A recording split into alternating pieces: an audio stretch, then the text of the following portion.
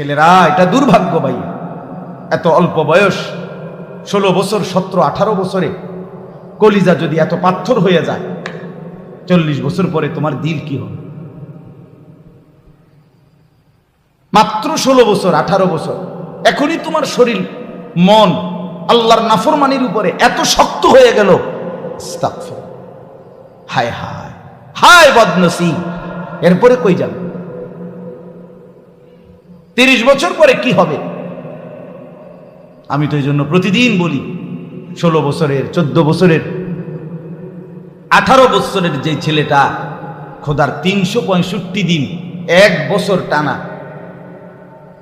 এত বড় একটা বছর ক্ষতিরে কোনোদিন ফজরের নামাজ পড়ে না, মুসলমানের ঘরে ঘুমাইয়া, বাপ মা জীবিত, 16 বছর, 18 বছর, 17 বছর, 14, 15 বছর বয়স, অথচ একদিনও ফজরের নামাজ পড়ে না। এত বড় জানোয়ার মুসলমানের বাচ্চা কেমনে হয়? তার মা কেডা, তার বাপ কেডা? এই অসভ্য কোন মার ঘরে জন্ম নিল? আমি বুঝি না। মুসলমানের বাচ্চা এত বড় জানোয়ার হবার কথা না।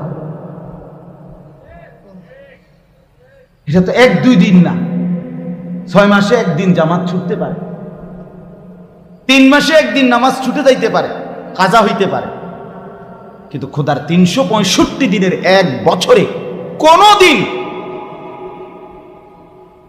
ফজরের নামাজের ওয়াক্ত জীবনে তার আসে নাই, পড়েই না কোনোদিন, জানেই না ফজরের ওয়াক্ত হয়। আরে মানুষের বাচ্চা কেমনে এরম হয়? মুসলমানের বাচ্চা এমন হয় কেন? মুসলমানের রক্ত যার ভিতরে, সে এমন হবে কেন? এই ছেলেরা বলো না মিয়া, তোর মা তোরে দুধ খাওয়ায় নাই? তুই মুসলমান বাবার ঘরে জন্ম নেস নাই বেটা? এভাবে ভুলে গেলি কেন? এই নাফরমান, এভাবে ভুলে গেলি কেন? তোর জীবনে কি কোনোদিন ফজরের আজান হবে না? খবিস। আল্লাহর রাসূল সাল্লাল্লাহু আলাইহি সাল্লাম বলছেন, যে ফজরের নামাজ পড়ে না সে খবিস। ওয়া ইল্লা আসবাহা খবিসান নফস। নবীজি বলছে খবিস, খবিস এটা। আর খবিস টয়লেটে থাকে, বাথরুমে থাকে, পেশাব পায়খানার মধ্যে থাকে, যে ওইটারে খবিস কয়। এই জন্য নবীজি বাথরুমে ঢুকতে, টয়লেটে ঢুকতে নবীজি দোয়া পড়তেন, আল্লাহ খবিস থেকে পানাহ চাই। বলতেন কিনা, আল্লাহুম্মা ইন্নী আউযু বিকা মিনাল খুবুসি ওয়াল খাবাইস। আল্লাহ খবিস থেকে পানাহ চাই। এই জন্য ফজরের নামাজ যে পড়েন, এটা খবিস, এটা খবিস। আল্লাহ তাআলাই আমাদেরকে আসবার, বসবার, আল্লাহর জন্যই জমা হওয়ার তৌফিক দান করেছেন। এই জন্য সকলেই বলি আলহামদুলিল্লাহ। মুআজ্জাজ মোহতারাম হাজিরিন, আমার নওজোয়ান ভাইয়েরা, সবার কাছেই বিনীত অনুরোধ, সবাই মিলে যদি ধৈর্য ধরি, চুপ থাকি, তাইলে ইনশাআল্লাহ বরকত হবে। যত হই হুল্লোর হাঙ্গামাই করি না কেন, অতিরিক্ত এই বুদ্ধি পরামর্শ প্রত্যেকেই যদি শুধুই দৌড়াদৌড়ি, হুলস্থুল করি, তাহলে দেখা যাবে সময়টা কিন্তু শেষ হয়ে যাবে। এই এত বড় কষ্টের, এই বিশাল ব্যাপক আয়োজনে আমাদের জন্য যদি কোনো সবক না মিলে, নিজেদের ভিতরে যদি কোনো অনুভূতি না জাগে, তো আর কি হল? বিশাল বড় প্রদর্শনী হইল, এতে তেমন কিছু আসে যায় না। বাংলাদেশে এর চাইতেও বড় বড় মাহফিল অনেক হয়। এর চাইতে এরকম 50টা প্যান্ডেলের সমান প্যান্ডেলও বাংলাদেশে আছে। কাজে এটা আহামরি কোনো হুলস্থুলের কিচ্ছু। অনেক বক্তা আসবে, অনেক ক্যামেরাম্যান আসছে, অনেক বড় প্যান্ডেল, এগুলো কোনো বিষয় না ভাইয়া। এটা কোনো সফলতা বা ব্যর্থতার কিছু না। মূল বিষয় হলো আমাদের উপকার হলো কিনা, আমাদের কোনো দিলের মধ্যে কোনো অনুভূতি জাগলো কিনা। এটা হলো দেখার বিষয়। কোরআনুল কারীমের মধ্যে আছে সমস্ত নবীগণ লোকদেরকে আল্লাহর দিকে ডেকে দাওয়াত দিয়ে, তো ওনারা এটা বলতেন, ইন উরিদু ইল্লাল ইসলাহা মাস্তাতাতু, হে আমার জাতি, হে আমার সম্প্রদায়, তোমাদেরকে দিবানিশি আল্লাহর পথে ডেকে আমার উদ্দেশ্য আর কিছুই নয়, শুধুই তোমাদের পরিবর্তন। ইল্লাল ইসলাহ, শুধুই তোমাদের ইসলাহ, সংশোধন। মাস্তাতাতু, নবীরা বলতেন আমি আমার সাধ্যের সবটুকু দিয়ে, সামর্থ্যের সবটুকু দিয়ে তোমাদের পরিবর্তন চাই। এটা ছিল সমস্ত নবীর মাকসাদ। সব নবীরা এটা বলতেন। নবীরা বলতেন উবাল্লিগুকুম রিসালাতি রব্বি, হে আমার জাতি, আমি তোমাদের কাছে আমার রবের রিসালাত, বাণী পৌঁছাচ্ছি। নবীরা বলতেন আনা লাকুম নাসিহুন আমিন, হে আমার জাতি, আমি তোমাদের জন্য একজন বিশ্বস্ত উপদেশ দানকারী, শুধু তোমাদের কল্যাণ চাই, ভালো চাই, তোমাদের পরিবর্তন চাই, আল্লাহর সাথে জুড়বে, আল্লাহকে পাবে, আখিরাতের সন্ধান মিলবে, আল্লাহ তাআলার সাথে সম্পর্ক কায়েম হবে, এটাই স্বপ্ন, আকাঙ্ক্ষা নবীদের ছিল। কোরআনুল কারীমের মধ্যে আছে বহু নবীর উম্মত নবীদেরকে বলতো যে তোমরা হচ্ছে বোকা, নির্বোধ। কোরআনে আছে নবীরা বলতেন ইয়া কওমি লাইসা বি সাফাহাতুন, হে আমার জাতি, আমি বাস্তবিক অর্থে বোকা নই, ওয়ালাকিন্নী রাসূলু রাব্বিল আলামিন, আসলে আমি আমার রবের রসূল, প্রেরিত, আমি বোকা না। কওমের লোকেরা বলতেন নবীদেরকে যে তোমরা পথভ্রষ্ট, তুমি নিজেই পথ হারা। আমাদের উলামায়ে কেরামকে অহরহ অনেক ভদ্রলোক আছে যে হুজুররা বোকা, পশ্চাৎপদ, হুজুররা পেছনের দিকে নিতে চায়, হুজুররা প্রগতি বিরোধী, পৃথিবী এগিয়ে যাচ্ছে, আমরা পিছাচ্ছি, এই সমস্ত কত কথা বলে, মানে আমরাই ভুল করছি। কোরআনুল কারীমের মধ্যে আছে নবীদেরকে পূর্ববর্তী জামানায়ও কাফেররা এটা বলতো। নবীরা বলতেন ইয়া কওমি লাইসা বি দালালাতুন, হে আমার জাতি, সত্যিকার অর্থে আমি পথভ্রষ্ট নই, বরং তোমাদেরকেই পথ দেখাচ্ছি। এই জন্য বাপ, মূল বিষয় কিন্তু এটা মনে রাখতে হবে। আলহামদুলিল্লাহ, অনেক সুন্দর আয়োজন, বড় সড়ো আয়োজন। সিদ্দিক ভাই তো আমাদের ব্যক্তিগতভাবে অনেক মহব্বতের, আমারে লিখতে কইছে ডায়েরিতে 24 তারিখ আমি মাগরিব বাদ বয়ান লিখে রাখছি। আমি ভাবছি এটা হয়তো মসজিদে ইসলাহি মাহফিল হবে, ছোটখাটো কোনো আয়োজন হবে। এখানে আয়সা, কাছাকাছি আয়সা টের পাইছি যে না, আমি আসলে আর জিজ্ঞাসাও করি নাই আরো কে আসবেন কি আসবেন, পরে এখন আয়সা শুনলাম মাশাআল্লাহ, আমাদের বাংলাদেশের রত্ন, গর্ভ যারা, বাংলাদেশে যারা বর্তমান সময়ে লক্ষ কোটি মুসলমানের কাছে প্রিয়, সাহসের নাম, শ্রদ্ধার নাম, এগিয়ে যাওয়ার প্রেরণা যারা, যাদের বয়ান শুনে আজকে মুসলমানের নতুন প্রজন্ম এগোচ্ছে ইসলামের দিকে, আলহামদুলিল্লাহ এমন তিনজন, আল্লামা মুফতি আরিফ বিন হাবিব, হযরত মাওলানা মুফতি আলী হাসান উসামা, এবং পরম শ্রদ্ধেয় যাকে উলামায়ে কেরাম সুলতানুল ওয়াইজিন বলে, ওয়াইজদের বাদশাহ বলে, বাদশাহ আল্লামা খালিদ সাইফুল্লাহ আইয়ুবী দামাত বারাকাতুহুমুল আলিয়া। এই তিনজন বক্তাই আলহামদুলিল্লাহ আজকে আল্লাহ চাহে তো আসবে। আল্লাহ তাআলা ওনাদেরকে সহি সালামতে, নিরাপদে, আফিয়াতের সাথে আসবার তৌফিক দান করেন। আমিন। এজন্য প্রিয় ভাই, গ্রহণ করার বড় সুযোগ। যদি মনোযোগী হয় অনেক উপকার। আল্লামা মুফতি আরিফ বিন হাবিব আমরা সবাই জানি, তিনি অনবরত বলতে থাকেন এবং তার প্রত্যেকটা কথাই, প্রতিটা আলোচনাই সবসময় দলিল নির্ভর, হাদিস নির্ভর। আল্লাহ পাকের কুদরতের এক নিদর্শন। এই জামানাতেও কি পরিমাণ মেধা, স্মৃতিশক্তি! 1450 বছর পরেও রাসূলুল্লাহ সাল্লাল্লাহু আলাইহি সাল্লামের হাদিস কি পরিমাণ মুখস্থ করতে পারে কেউ, এটার একটা নমুনা উনি, একেবারে একটা মডেল, একটা নমুনা। এই জন্য ভাইয়া সবার কাছে অনুরোধ, দয়া করে একদম মনোযোগ দিয়া বৈশা আলাদা আলাদা চুপ থেকে আন্তরিকতার সাথে ধারাবাহিক ওলামায়ে কেরামের কথা শোনেন। বিশেষ করে নওজোয়ান ভাই, তোমাদের কাছে আমার অনুরোধ ভাইয়া, মোবাইলটা নিয়ে ব্যস্ততা কমা, একটু বন্ধ করো।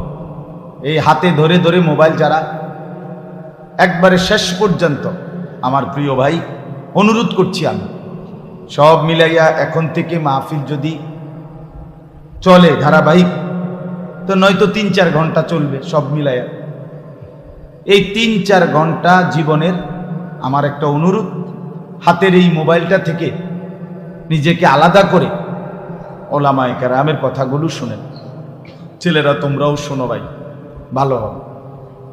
মোবাইলটা হাতের মধ্যে থাকলে, এটা খসর খসর করলে, বারবার নাড়াচাড়া করলে, এটা নিয়ে একবার ছবি তুললা, একবার কিছুক্ষণ রেকর্ড করলা, আবার কিছুক্ষণ শুনলা, হবে না ভাইয়া।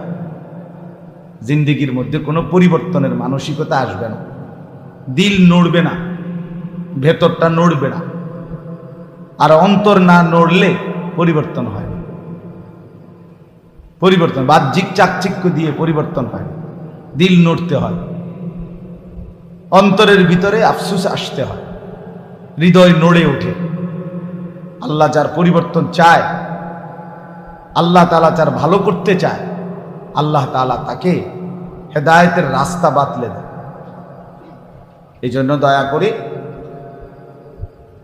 আমার অনুরোধ, আমরা যারা প্যান্ডেলে বসলাম তারা হাতে ধরা এই মোবাইলগুলো পকেটে নিয়ে নেন, ভালো হবে।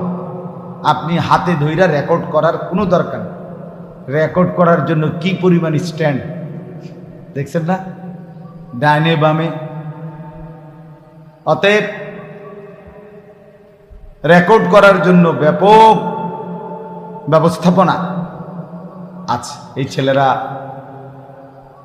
এরাও কিছু নওজোয়ান, এগুলা সারাক্ষণ কষ্ট করে, আলেমদের পিছনে পিছনে দৌড়ায়, বিভিন্ন মাহফিলে রাত দিন, বৃষ্টি গরম সব অপেক্ষা করে ছুটে ওলামায়ে কেরামের বয়ান রেকর্ড করে সারা পৃথিবীময় বাংলা ভাষাভাষী মুসলমানদের কাছে পৌঁছায়। যদি আল্লাহর সন্তুষ্টির জন্য করে, নেকির আশায় করে, তো ইনশাল্লাহ এরা প্রত্যেকেই লাভবান হবে। এই জন্য ভাই আমার অনুরোধ, আমি তো যেহেতু আমরা কুমিল্লার, আমরা স্থানীয়, এই জন্য পরবর্তী তিনজন উপযুক্ত হক্কানি রব্বানি আলেম আসবার আগেই আমি আবার ভূমিকা স্বরূপ এই কথাগুলো বলে নিই। হই হুল্লুর চিৎকার চেঁচামেচি না করে আন্তরিকতা নিয়ে ওনাদের বয়ান ইনশাআল্লাহ আমরা সকলেই মিলে শুনবেন। ঠিক আছে ইনশাআল্লাহ? আল্লাহ তাআলা আমাদেরকে তৌফিক দান করেন, কবুল করেন। কোরআনুল কারীমের 25 নম্বর পারা, কোরআনুল কারীমের 43 নম্বর সূরা, সূরাটার নাম সূরা যুখরুফ। এই সূরার 4টি আয়াত, 67, 68, 69, 70, এই 4টি আয়াত আমি আপনাদের সামনে তেলাওয়াত করেছি। ইনশাআল্লাহ মুহতারাম হযরত মাওলানা মুফতি আরিফ বিন হাবিব তিনি কিছুক্ষণ পরেই চলে আসবেন, বয়ান করবেন। এই জন্য যেটুকু সময় পাওয়া যায় উনি আসতে আসতে এই অল্পটুকু সময় আমি ইনশাআল্লাহ এই 4টা আয়াতকে সামনে রেখে অল্প কিছু কথা আমরা আরজ করতে চাই। আল্লাহ তাআলা আমাদেরকে তৌফিক দান করেন। আল্লাহ পাক রব্বুল আলামিন ইরশাদ করছেন, আল আখিল্লাউ ইয়াওমা ইদিন বা'দুহুম লিবা'দিন আদুউন ইল্লাল মুত্তাকিন। আল্লাহ তাআলা এই 67 নম্বর আয়াতে বলতেছেন, দুনিয়ার মধ্যে যত বন্ধুত্ব আছে, আল আখিল্লাউ অর্থ হল বন্ধুগণ, পরস্পরের মধ্যে যত বন্ধুত্ব আছে সমস্ত বন্ধুরা ইয়াউমা ইদিন সেদিন কিয়ামতের দিন হয়ে যাবে বা'দুহুম লিবা'দিন আদুউন একে অপরের শত্রু। বন্ধুগণ, দুনিয়ার বন্ধুত্বপূর্ণ যারা বন্ধু, একজন আরেকজনের বন্ধু, এই বন্ধুরা সেদিন কবর হাসর আখেরাতে হয়ে যাবে বা'দুহুম লিবা'দিন আদুউন একে অপরের শত্রু। আদুউন মানে শত্রু, শত্রু হয়ে যাবে। ইল্লাল মুত্তাকিন, তাহলে দুনিয়ার বন্ধুত্ব কি মোটেই টিকবে না? তো আল্লাহ তাআলা বলেন হ্যাঁ টিকবে। কবরে হাসরে আখেরাতে ওই বন্ধুত্ব টিকে থাকবে, বন্ধুত্বই থাকবে, শত্রু হবে না তাদের মাঝে যারা ছিল মুত্তাকি, যাদের বন্ধুত্ব সম্পর্ক তাকওয়ার ভিত্তিতে, তাকওয়ার ভিত্তিতে, ঈমান আমলের ভিত্তিতে, আখিরাত পরকালের ভিত্তিতে একজন আরেকজনের সাথে সম্পর্ক ছিল এই উদ্দেশ্যে যে একে অপরকে আখিরাতের পথ দেখাবে, নেক কাজের পথ দেখাবে। স্বামী স্ত্রীর সম্পর্ক সেটাও গভীর বন্ধুত্ব। তো স্বামী স্ত্রীকে নেক কাজে আখিরাতের বিষয়ে উৎসাহিত করে, স্ত্রীও স্বামীকে নেক কাজে উৎসাহিত করে, ঈমান আমলের আখিরাত পরকালের দিকে সহযোগিতা করে। এই যে একে অপরের এই সহযোগিতা, তাকওয়ার সম্পর্ক, এটা আল্লাহ তাআলা বলেন এই সম্পর্কটা টিকে থাকবে কবরেও, হাসরেও, আখিরাতেও, জান্নাতেও। এরা বন্ধুই থাকবে, স্বাভাবিক চলমান বন্ধুত্ব, যুবক হোক বৃদ্ধ হোক, জীবন চলার পথে যার সাথে যার সম্পর্ক, এটাও যদি হয় একে অপরের প্রতি আখিরাত পরকালের ব্যাপার, আখিরাত পরকালের বিষয়ে।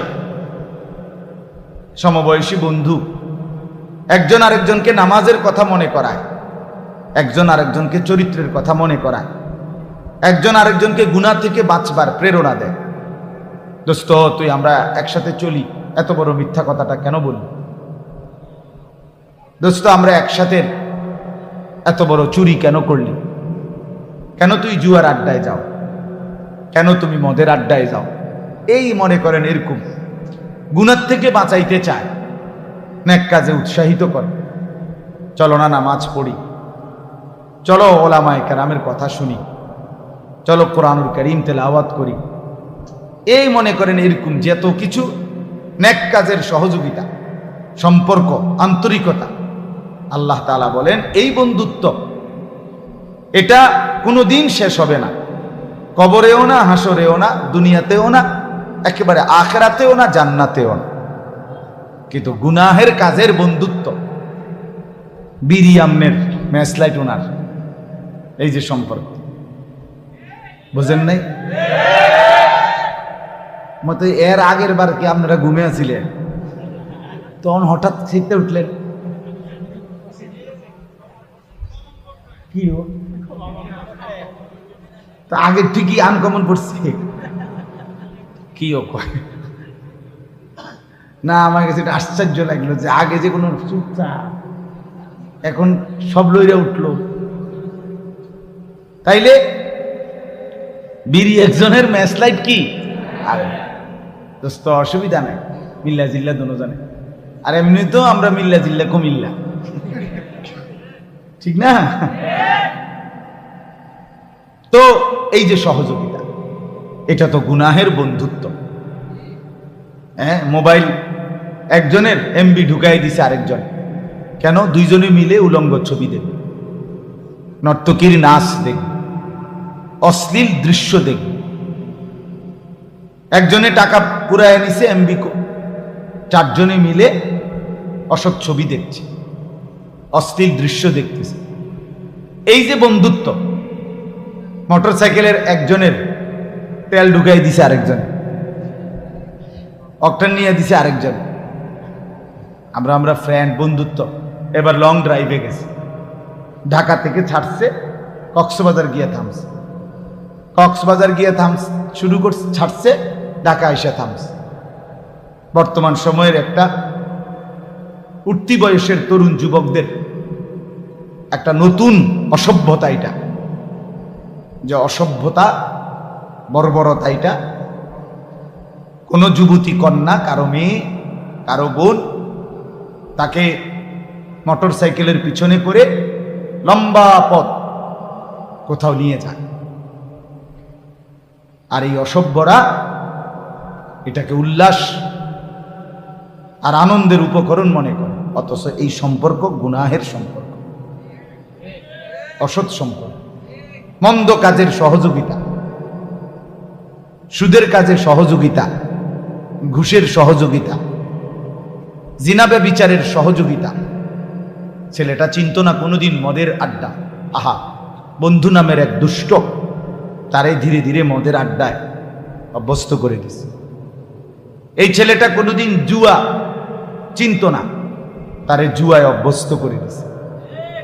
একর ছেলেটা কোনোদিন নারীর ফাঁদে, নারীর কাছে কোনো অসভ্য দুশ্চরিত্রা বেহায়া মেয়ের কাছে তার কোনো সম্পর্ক ছিল না মূলত, কিন্তু ধীরে ধীরে বন্ধু নামের কোনো দুষ্ট শয়তান তারে অসৎ কোনো নারীর ফাঁদে ফেলে দিছে।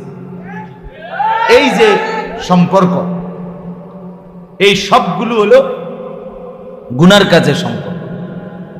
মাঝ বয়সী অনেক আছে, একসাথে বৈশাখ চা দোকানে, চলার পথে বিড়ি সিগারেট খায়, টেলিভিশনে নাচ গান দেয়। এই হিসাবে ওনাদের মধ্যে সম্পর্ক সবসময়, বিকাল টাইমটা ওনারা একসাথে চা দোকানে আড্ডা মারে, একসাথে বিড়ি সিগারেট খায়, একসাথে টেলিভিশনে নাচ গান দেখে, একসাথে বৈশা 5 জন 7 জন বিড়ি খাইতে খাইতে 14 গোষ্ঠীর যত বদনাম গীবত বৈশা বৈশা করে। এই সম্পর্ক, এইটাও গুনার সম্পর্ক, ঠিক কিনা বলেন? এটাও কি গুনাহের বন্ধুত্ব, আন্তরিকতা, গুনার কাজে। আল্লাহ তাআলা বলেন, আল আখিল্লাউ ইয়াউমাইদিন বা'দুহুম লিবা'দিন আদু। এই যতগুলো বন্ধুত্ব আছে এর মধ্যে একমাত্র ঈমান আমলের বন্ধুত্ব ছাড়া একজন আলেমের সাথে সাধারণ একজন মুসলমানের সম্পর্ক ঈমান আমলের সম্পর্ক, একজন হক্কানি বুজুর্গের সাথে সর্বস্তরের মুসলমানের সম্পর্ক আখিরাতের সম্পর্ক, হালাল কাজের সম্পর্ক। এই জন্য যত বন্ধুত্ব, তাকওয়ার বন্ধুত্ব, ঈমান আমলের বন্ধুত্ব, আখিরাতের বন্ধুত্ব, নেক কাজের বন্ধুত্ব, আল্লাহ বলেন এরা ছাড়া বাকি সমস্ত সম্পর্ক, বন্ধুত্ব, পরিচয় সবকিছু কিয়ামতের দিন এবং কবরে থেকেই এরা একে অপরের শত্রু, দুশ্মন হয়ে যাবে, দুশ্মন হয়ে যাবে, ক্ষতি হবে। এক বন্ধু আরেক বন্ধুর শত্রু হবে। এখন সেই শত্রু হইয়া কি ক্ষতি করবে, এটাই শোনেন, তাইলেই বুঝবে। নেক কাজের বন্ধুত্ব, পরকালের উপকার কি হবে, আর গুনার কাজের বন্ধুত্ব সম্পর্ক, এটাও কি ক্ষতি করবে, এটা তাফসীরের মধ্যে, এই আয়াতের তাফসীরে স্পষ্ট করে লেখা আছে। হযরত আলী রাদিয়াল্লাহু তাআলা আনহু বলেন, আলী রাদিয়াল্লাহু তাআলা আনহু এই আয়াতের তাফসীরে ব্যাখ্যা করছেন, দুনিয়ার মধ্যে 2টা বন্ধুত্ব, একটা হলো নেক কাজের বন্ধুত্ব, আরেকটা হলো গুনাহের কাজের কি বন্ধুত্ব। হযরত আলী রাদিয়াল্লাহু তাআলা আনহু বলেন, প্রথমত নেক কাজের দুই বন্ধু, তো এই দুই বন্ধুর মধ্যে একজন ইন্তেকাল করছে, মারা গেছে, তাকে কবরে দাফন করা হলো। এখন মুনকার নাকির ফেরেশতা এসে তাকে তিনটা প্রশ্ন করলো, প্রশ্নের জবাব সে ঠিকমতো দিতে পারল। আল্লাহ তাআলার পক্ষ থেকে তখন ফেরেশতাদেরকে বলা হবে, ওয়াফতাহু লাহু বাবান ইলাল জান্নাহ, আমার এই নেককার বান্দার জন্য কবরে তার সামনে জান্নাতের দরজা খুলে দাও। এই লোকটা জান্নাতের দরজা যখন খুলে দিবে, জান্নাতের দৃশ্য, নাজ ও নিয়ামত সচক্ষে দেখবে। আর আল্লাহর পক্ষ থেকে ফেরেশতারা তাকে বলবে, হাদা মাকআদুক, এটাই তোমার ঠিকানা, এটাই তোমার আগামী দিনে গন্তব্যস্থল, এখানেই তুমি ঢুকবা, যাবা। কথাটা খেয়াল করেন ভাইয়া, নওজোয়ান তোমরাও খেয়াল করো, দোস্ত আমার, কিছুক্ষণের জন্য ডানে বামে তাকাইও না ভাই, পাশের ছেলেটার সাথে কথা বইলো না, দোস্ত এখানে বৈশা কথা বইলো না, হাসাহাসি ধাক্কা ধাক্কি করো না ভাইয়া। ফাইজলামি করতে যদি ফাইজলামি আরো থাইক্কা যায় কারো, তুমি উঠে যাও, তোমার ফাজিলের লগে নিয়ে যাও গা। তোমার যদি আরো ফাইজলামি বাকি থাকে, তো যেই ফাজিলের লগে তুমি ফাইজলামি করবা, পরে লইয়া উঠতে যাও, বলে দোস্ত আয়, আমরা বাকি আছে আরো কাজ, ওয়াজ হইন না কোনো, আমরা আগে থাকতাম না। এর থেকে কত ভালো ভালো হুজুর আইছে জীবনে দেখছি, কত শরীরওয়ালা মোড়া তাজা হুজুর আইসে গেছে, আমারে লড়াইতে আসছে না। হ্যাঁ, কিছু নিকৃষ্ট বেয়াদব এমনই আর, যাদের কলজা পাথর, যারা মনে করে কোনো কিছুতেই আমি নড়ব না। আহা, এটা দুর্ভাগ্য, যার দিল নড়ে না, বাপ বিশ্বাস করেন, এটা দুর্ভাগ্য। ছেলেরা, এটা দুর্ভাগ্য ভাই, এত অল্প বয়স, 16 বছর 17 18 বছরে কলিজা যদি এত পাথর হয়ে যায়, 40 বছর পরে তোমার দিল কি হবে? মাত্র 16 বছর 18 বছর, এখনই তোমার শরীর মন আল্লাহর নাফরমানির উপরে এত শক্ত হয়ে গেল।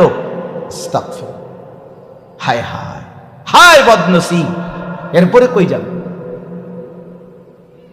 30 বছর পরে কি হবে? আমি তো এই জন্য প্রতিদিন বলি, 16 বছরের 14 বছরের 18 বছরের যে ছেলেটা খোদার 365 দিন 1 বছর টানা, এত বড় একটা বছর খতিরে কোনোদিন ফজরের নামাজ পড়ে না, মুসলমানের ঘরে ঘুমাইয়া, বাপ মা জীবিত, 16 বছর 18 বছর 17 বছর 14 15 বছর বয়স, অথচ একদিনও ফজরের নামাজ পড়ে না। এত বড় জানোয়ার মুসলমানের বাচ্চা কেমনে হয়? তার মা কেডা, তার বাপ কেডা? এই অসভ্য কোন মার ঘরে জন্ম নিল আমি বুঝি না। মুসলমানের বাচ্চা এত বড় জানোয়ার হবার কথা না। এটা তো 1-2 দিন না, 6 মাসে একদিন জামাত ছুটতে পারে, 3 মাসে একদিন নামাজ ছুটে যাইতে পারে, কাজা হইতে পারে, কিন্তু খোদার 365 দিনের 1 বছরে কোন দিন ফজরের নামাজের ওয়াক্ত জীবনে তার আসে নাই, পড়েই না কোনোদিন, জানেই না ফজরের ওয়াক্ত হয়। আরে মানুষের বাচ্চা কেমনে এরম হয়? মুসলমানের বাচ্চা এমন হয় কেন? মুসলমানের রক্ত যার ভিতরে, সে এমন হবে কেন? এই ছেলেরা বলো না মিয়া, তোর মা তোরে দুধ খাওয়াই নাই? তুই মুসলমান বাবার ঘরে জন্ম নেস নাই বেটা, এভাবে ভুলে গেলি কেন? এই নাফরমান, এভাবে ভুলে গেলি কেন? তোর জীবনে কি কোনোদিন ফজরের আজান হবে না? খবিস, আল্লাহর রাসূল সাল্লাল্লাহু আলাইহি সাল্লাম বলছেন, যে ফজরের নামাজ পড়ে না সে খবিস। ওয়া ইল্লা আসবাহা খাবিসান নাফস, নবীজি বলছে খবিস। খবিস এটা। আর খবিস টয়লেটে থাকে, বাথরুমে থাকে, পেশাব পায়খানার মধ্যে থাকে, যে ওইটারে খবিস কয়। এই জন্য নবীজি বাথরুমে ঢুকতে, টয়লেটে ঢুকতে নবীজি দোয়া পড়তেন, আল্লাহ খবিস থেকে পানাহ চাই। বলতেন কিনা, আল্লাহুম্মা ইন্নী আউযু বিকা মিনাল খুবুসি ওয়াল খাবাইস, আল্লাহ খবিস থেকে পানাহ চাই। এই জন্য ফজরের নামাজ যে পড়েন এটা খবিস, এটা খবিস। যেই পড়ে না, জওয়ান হোক, বুড়া হোক, পুরুষ হোক, নারী হোক, এটা খবিস। এই জন্য বললাম বাপ, দিল এমন যেন মরে না যায়, এত শক্ত যেন দিল না হয় যে কোনো দিন মনেই পড়ে না। ওয়ালা তাকুনু কাল্লাযীনা নাসুল্লাহ ফাআনসাহুম আনফুসাহুম উলাইকা হুমুল ফাসিকুন। রব্বুল আলামিন বলে, আমার মুমিন বান্দা তুমি এমন হইও না। কেমন? কাল্লাযীনা নাসুল্লাহ, যারা আমি আল্লাহকে দীর্ঘদিন ভুলে গেছে। আল্লাহ বলেন, বান্দা অনেক দিন যদি আমাকে ভুলে যাও, ফাআনসাহুম আনফুসাহুম, একদিন আমি তোমার নিজেকেই তোমার থেকে ভুলিয়ে দেব। একদিন তোমার আর নিজের পরিচয় মনে থাকবে না, তুমি নিজেকেই ভুলে যাবা। তোমার আর কোনোদিন মনে পড়বে না তুমি মুসলমান, তোমার আর কোনোদিন মনে পড়বে না তুমি মরবা, তোমার আর কোনোদিন মনেই পড়বে না তোমার কবরে প্রশ্ন হবে, তোমার আর কোনোদিন মনেই পড়বে না তোমাকে কবর থেকে হাসরের ময়দানে উঠতে হবে, তোমার আর কোনোদিন মনেই পড়বে না তোমার আমলনামা লেখা হচ্ছে, তোমার আর কোনোদিন মনে পড়বে না তোমার জিন্দেগির আমল মিজানের পাল্লায় ওজন হবে, এটার মনেই পড়বে না তোমাকে ফুল সিরাত পার হইতে হবে।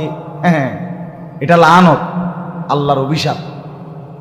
আল্লাহ তাআলা বলে, তুই আমারে অনেকদিন ভুলে গেলি না ফরমান, ঠিক আছে, এবার আমি তোকেই ভুলাই দিলাম। আমরা অনেক সময় কথায় কথায় বলি, বেটা এমন ফিডা দেমু তোর বাপের নাম ভুল্লা যাবে, বলে কি না, তোর 14 গোষ্ঠীর নাম ভুল্লা যাবি বেটা। এ আল্লাহ বলছে, নাফরমান তুই আমাকে ভুলে গেলি না, 1 বছরও মনে পড়লো না, 6 মাসেও মনে পড়লো না, ঠিক আছে, আমি তোরে তোর আত্মপরিচয়, তোর বংশ পরিচয়, তোর রক্তের পরিচয়, তোর জন্মের পরিচয় ভুলে দেব। এরপরে শুধু খাবি, ঘুমাবি, নারীর পিছনে ঘুরবি, আর জন্তু আর জানোয়ারের